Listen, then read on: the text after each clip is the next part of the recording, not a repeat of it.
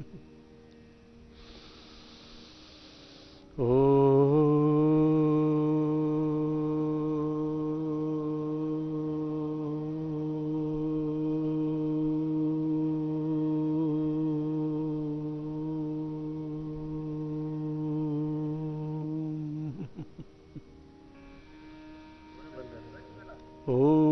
विश्वानि देव सवितर् दुरितानि परासुव यद्भद्रं तन्नासुव।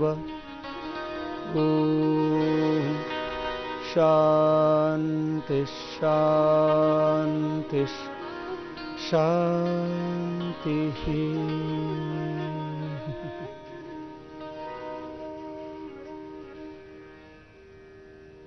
एक अरब 96,08,53,118 वर्ष पुरानी अपनी भारतीय संस्कृति है। सृष्टि के आदिकाल से आत्मवेता ब्रह्मवेता ऋषि ऋषिकाओं की एक बहुत पावनी परंपरा इस भारतवर्ष की रही है। उसी से भारतवर्ष विश्व गुरु था। महर्षि मनु ने कहा, एतद्देश प्रसूतस्य सादग्र जन्मनः स्वं स्वं चरित्रम शिक्षेरन पृथिव्याम सर्वमानवा। माने पूरा विश्व भारत की ऋषियों से मनीषियों से प्रेरणा लेता था, मार्गदर्शन लेता था और अपने जीवन में दिव्यता के पथ पर आगे बढ़ता था। अतीत का गौरव अपने हृदय में संजो के वर्तमान के सामर्थ्य का उपयोग करके और उसको पूरा जगा के वर्तमान की प्रतिभाओं को और ज्यादा जागृत करके संवार के कुशलता प्रदान करके हमें स्वर्णिम भविष्य की ओर आगे बढ़ना है। इसके लिए पतंजलि योगपीठ साधना, सेवा, पुरुषार्थ और परमार्थ के योग और यज्ञ के योग और कर्मयोग के इस मार्ग पर निरंतर आगे बढ़ रहा है। आज देश को अच्छे डॉक्टर्स चाहिए, अच्छे इंजीनियर्स चाहिए, अच्छे साइंटिस्ट चाहिए, अच्छे पॉलिटिशियंस चाहिए, अच्छे किसान चाहिए, अच्छे जवान चाहिए, अच्छे उद्यमी चाहिए। हर क्षेत्र में जो कुशल नेतृत्व है उसकी आवश्यकता है। लेकिन इसमें एक कार्य जो कहीं बीच में क्षीण हुआ है वो ये कि अच्छे गुरु, अच्छे ऋषि, अच्छे आचार्य, उसकी भी इस देश को आवश्यकता है। तो हमने यहां एक तो आचार्य कुलम की श्रृंखला शुरू की है। अभी आवासीय आचार्य कुलम हरिद्वार में चल रहा है, जिसमें पूरे देश के 500 से अधिक बच्चे, बेटे और बेटियां पढ़ रहे हैं। इसमें सारे मॉडर्न सब्जेक्ट्स हैं, साइंस है, मैथमेटिक्स है, सोशल साइंस है, हिस्ट्री है, सब, और इंग्लिश से लेकर के कंप्यूटर से लेकर के modern knowledge, science, technology, modern world से, न्यू वर्ल्ड से, साइंटिफिक वर्ल्ड से कनेक्टिविटी वो पूरी है। और साथ में उनको वेद शास्त्र भी पढ़ाते हैं। मनुष्य का भी विकास हो और मनुष्य के लिए भी विकास हो। विकास के दो दर्शन हैं, मनुष्य का शारीरिक, मानसिक, बौद्धिक, आध्यात्मिक सर्वांगीण विकास हो, और वह मनुष्य समाज के लिए, राष्ट्र के लिए, विश्व के लिए उपयोगी बने। ऐसे वर्ल्ड सिटीजन, ऐसे डिवाइन सिटीजन, ऐसे विश्व नागरिक, दिव्य नागरिक तैयार करना उसका एक लक्ष्य है। और पिछले लगभग 3 वर्षों से मैं उसके लिए सतत लगा हुआ था कि बहुत जल्दी वैदिक एजुकेशन बोर्ड बने। फिर बाद में कुछ लोगों को वैदिक नाम पर आपत्ति हुई तो हमने उसको भारतीय एजुकेशन बोर्ड कर दिया, इंडियन एजुकेशन बोर्ड कर दिया। और अब इस वर्ष से वो इंडियन एजुकेशन बोर्ड एक बहुत बड़ा स्वरूप ले लेगा और मैकाले की शिक्षा पद्धति के स्थान पर अब भारतीय शिक्षा पद्धति हमारे स्कूलों में प्राइमरी से लेकर के और 12th तक और उसके आगे विश्वविद्यालय की भी एक बहुत बड़ी संकल्पना हमारी है। इसमें आदरणीय मोदी जी, आदरणीय अमित शाह जी से लेकर के माननीय मोहन भागवत जी से लेकर के तमाम लोगों के साथ और हमारे एचआरडी मिनिस्टर इस समय भाई प्रकाश जावड़ेकर जी हैं, उनके साथ बहुत बार मीटिंग्स हुई, क्योंकि ये अपने आप में एक बहुत दुष्कर कार्य था और अब इस दिशा में हम आगे बढ़ रहे हैं। मुझे लगता है हम बहुत जल्दी ही इसको व्यवहारिक स्वरूप दे देंगे। 500 से ज्यादा आचार्य कुलम पतंजलि योगपीठ के माध्यम से देश में बने और फिर उसके बाद एफिलिएशन वाली प्रक्रिया शुरू होगी। इस प्रक्रिया में हमको कम से कम 25 से 50 हजार, ये तो इस समय मैं अनुमान कर रहा हूं, और हो सकता है भारतीय शिक्षा व्यवस्था का एक आमूल चूल परिवर्तन का ही एक ये अभिनव पुरुषार्थ शुरू हो जाए और देश की पूरी शिक्षा व्यवस्था का ही कायाकल्प हो जाए। क्योंकि हर माता पिता ये चाहता है कि उनके बच्चों को शिक्षा भी मिले, लेकिन संस्कार भी मिले, वो एक अच्छे इंसान भी बने। और योग, अध्यात्म और भारतीय संस्कारों पर आधारित शिक्षा व्यवस्था का एक तरह से नितांत अभाव सा था। कोई अपने स्वयं के प्रयासों से थोड़ा बहुत कुछ पुरुषार्थ कर रहा था। अब क्योंकि आगे भी जो हमारा आचार्य कुलम बनाने का जो संकल्प है और जो एफिलिएशन उसके साथ देने का प्रकल्प है, उस सब में हमको कम से कम, उन्होंने कहा 25 से 50 हजार तो संस्कृत के प्रामाणिक शिक्षक और उसमें कुछ प्रामाणिक आचार्यों की आवश्यकता होगी। और इस पूरे प्रकल्प को प्राचीन काल में जैसे ऋषि मुनि विद्या के क्षेत्र में बहुत बड़ा कार्य करते थे। सन्यासी का कार्य एक श्रेष्ठ मानव का निर्माण करना है और वही मनुष्य पूरे विश्व को एक सात्विक नेतृत्व दे सकता है। तो हम बाकी तो बहुत सारे कार्य कर रहे हैं, उनके साथ साथ ये शिक्षा का बहुत बड़ा दायित्व हमने अपने हाथों में लिया है। और हम सोचते हैं कि आने वाले 5, 10, 20, 25, 50 वर्षों में इसमें बहुत बड़ा ऐतिहासिक, प्रामाणिक और एक युगांतरकारी पुरुषार्थ पतंजलि योगपीठ की ओर से होगा और आने वाले भविष्य का निर्माण पतंजलि योगपीठ की ओर से किया जाएगा, जिससे कि हम कह सकें कि भारत वास्तव में विश्वगुरु था ही नहीं, वो अब भी है। और इस दिशा में बहुत बड़ा काम करना है। इसके लिए हमने 2 प्रकल्प शुरू किए हैं।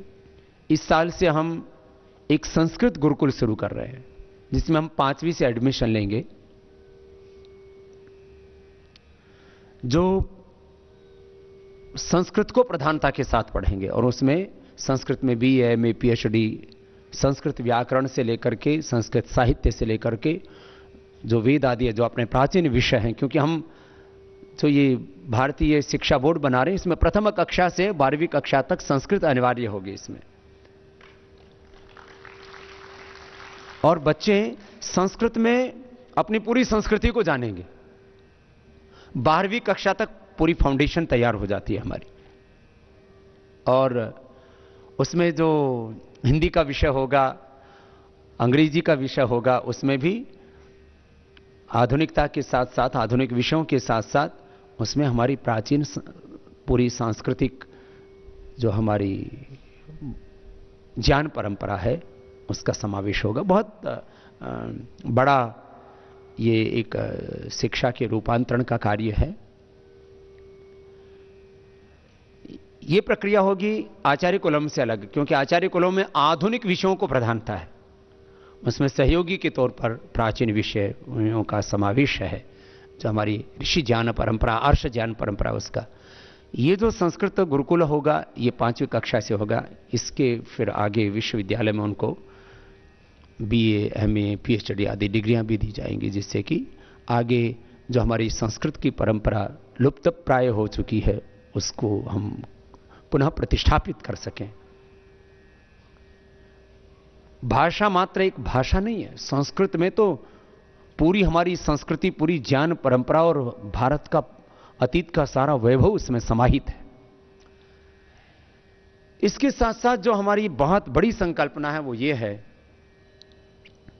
कि वैदिक गुरुकुलम और वैदिक कन्या गुरुकुलम, फिर इसके बाद पतंजलि विश्वविद्यालय जो इस समय चल रहा है, आगे अगले साल तक और बना रहे हैं, और एक बहुत बड़ा विश्वविद्यालय है जो दुनिया का सबसे बड़ा विश्वविद्यालय होगा वो भी पतंजलि की ओर से बनाया जाएगा।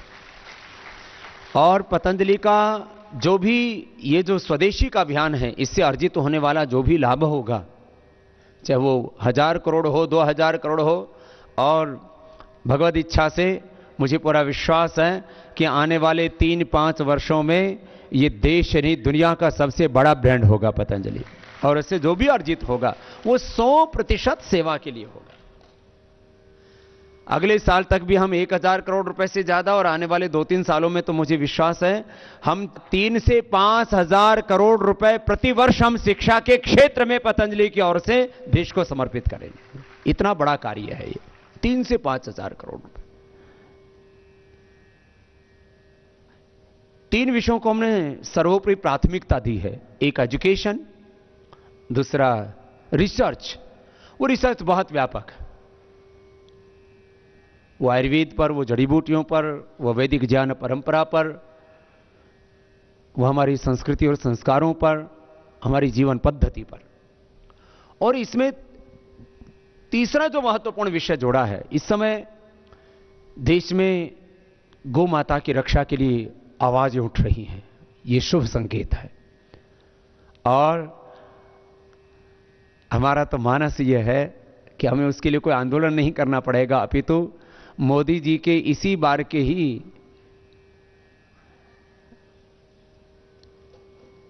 नेतृत्व में 2019 तक ही भारत माता, गौ माता के हत्या के कलंक से मुक्त हो जाएगी, ऐसा हम भारत देखना चाहते हैं। उस दिशा में प्रयास भी हो रहे हैं, उत्तर प्रदेश में भी वैसे प्रयास हो रहे हैं, हरियाणा में भी वैसे प्रयास हुए, आज गुजरात में भी ऐसा एक कानून बनाया गया कि कोई मनुष्य की हत्या करने पर जितना उसको सजा दी जाती है वैसे ही गौमाता की हत्या पर सजा दी जाएगी, ऐसा प्रावधान किया। प्रश्न यह आता है कि फिर आगे उस गौ माता के संरक्षण संवर्धन हेतु हम क्या कर रहे हैं? उसके लिए सरकारों के पास एक साफ दृष्टि नहीं है। उसके लिए पतंजलि की ओर से हमने ये प्रयास किया। मैंने जो है बीजेपी शासित राज्यों के भी मुख्यमंत्रियों को कहा, योगी जी से भी कहा कि आप लोग कानून बना के कुछ काम तो कर देंगे, लेकिन कुछ काम एक मिशनरी की तरह करने होते हैं, उसको कैसे कर पाएंगे? तो उस दिशा में पतंजलि योगपीठ ये प्रयास करेगा कि आज जो 3 से 5 किलो दूध देने वाली गाय हैं वो 25 से 50-60 किलो दूध देने वाली देसी नस्ल की गाय तैयार कर सके, और उसके लिए एक बहुत बड़ा गोतीर्थ बने, गोधाम बने। उसके लिए पतंजलि योगपीठ से हम 500 से 1000 करोड़ रुपए इनिशियली उस दिशा में खर्च करेंगे, और आगे ये क्रम आगे चलता रहेगा। और करीब 9 करोड़ गोवंश इस समय देसी नस्ल का है, हम उसको बचा पाए तो ये भी गौ माता और भारत माता की, मानवता की बहुत बड़ी सेवा होगी। तो ये 3 विषय हमने मुख्य रूप से चुने, एक गो अनुसंधान और गो संरक्षण संवर्धन, एक जो है टोटलिटी में अनुसंधान जिसके लिए पतंजलि रिसर्च सेंटर सैकड़ों करोड़ रुपए जिसमें खर्च हुए, गैर सरकारी क्षेत्र में प्राचीन ज्ञान परंपरा को और आधुनिक विज्ञान को साथ में लेकर के बनने वाला देश का सबसे बड़ा रिसर्च सेंटर बनकर के तैयार हो गया। करीब 200 साइंटिस्ट वहां पर काम शुरू कर चुके हैं। ये अभी पतंजलि योगपीठ फेज 1 और 2 के बीच में जो पतंजलि रिसर्च फाउंडेशन आप देख रहे हैं, पतंजलि रिसर्च अनुसंधान केंद्र, ये बहुत बड़ी कल्पना है, संकल्पना है, और शिक्षा का क्षेत्र। अब इसमें बात ये आती है कि नेतृत्व एक बहुत बड़ा प्रश्न है। बहुत बड़ी चुनौती और एक बहुत बड़ा संकट भी। This is the biggest challenge and crisis.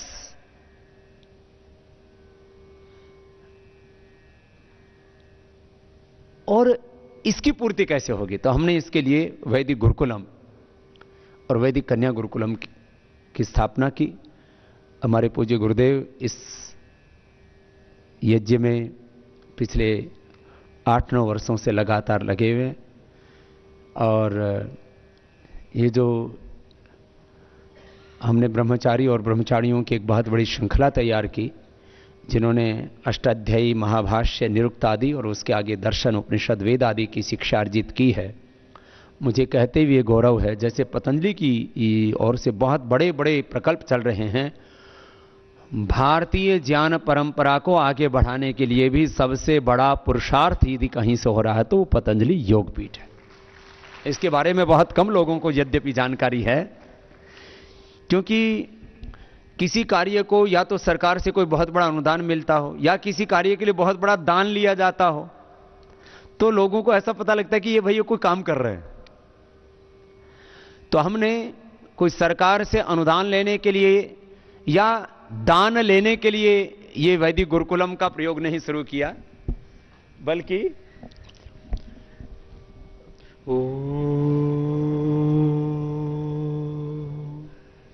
Shri गुरुभ्यो नमः। बैठ जाइए। मैं अभी संकेत कर रहा था कि श्रद्धे गुरुदेव के पुरुषार्थ से ये एक प्रकल्प शुरू हुआ।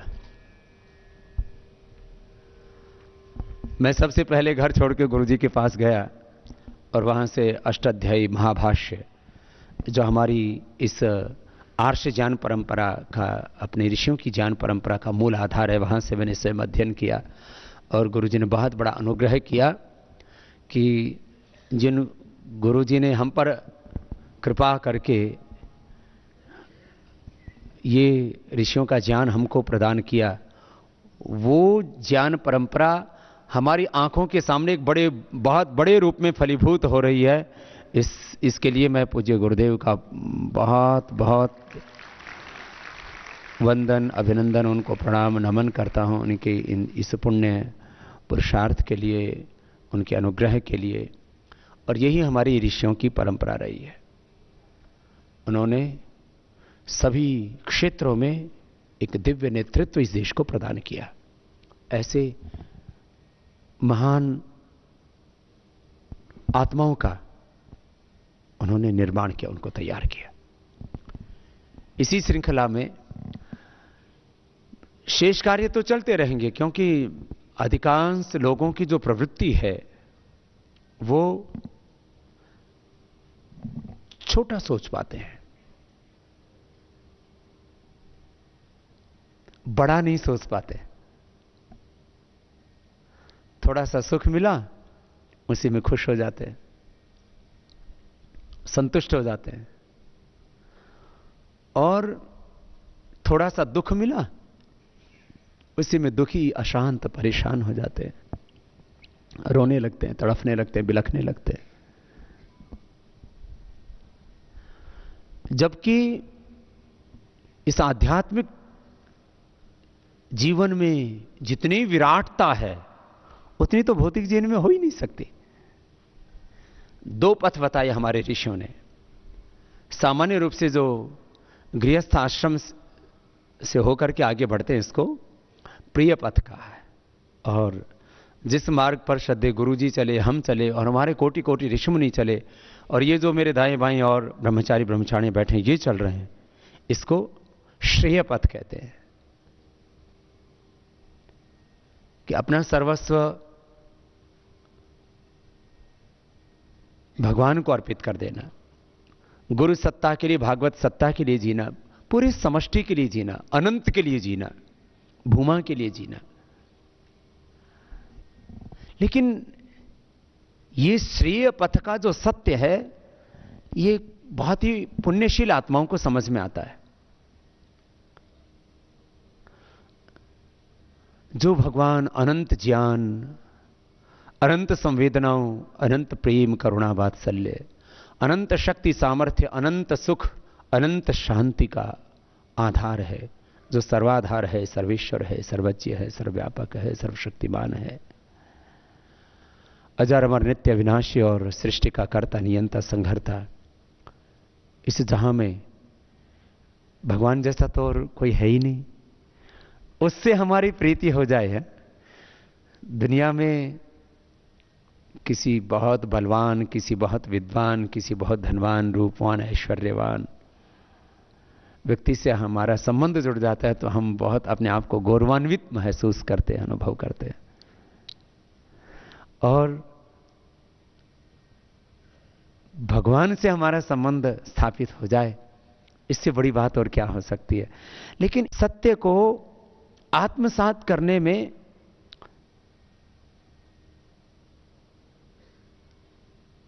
हमें तो दिक्कत नहीं हुई,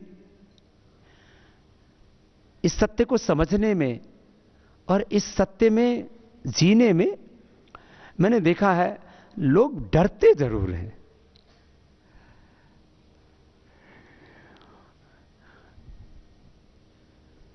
मुझे हजारों लोगों ने कहा होगा बचपन से लेकर आज तक, ये मार्ग तो बड़ा कठिन है। मैं देखता हूं इस मार्ग में क्या कठिन है, हमें तो आज तक ही नहीं पता लगा। कितना आनंद है इसमें,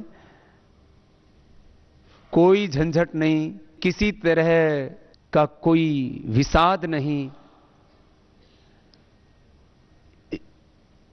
इतना सुख, इतनी शांति और इतना ऐश्वर्य।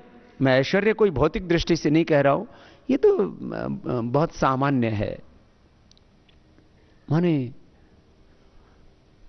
जहां सब कुछ असीम है और जहां कोई सीमाएं नहीं है किसी भी प्रकार की, सत्ता की, संपत्ति की, सम्मान की, सुखों की, सफलता की, उपलब्धियों की, ऐश्वर्य की, संबंधों की। कई बार ऐसा लगता है हम इस मार्ग पर आए तो सब कुछ हमारा छूट जाएगा। अच्छा चलो, अभी हमारे ब्रह्मचारी अपना उद्बोधन भी देंगे और हम ऐसे आत्माओं का आह्वान करना चाहते हैं कि जो इस अभियान में जुड़े।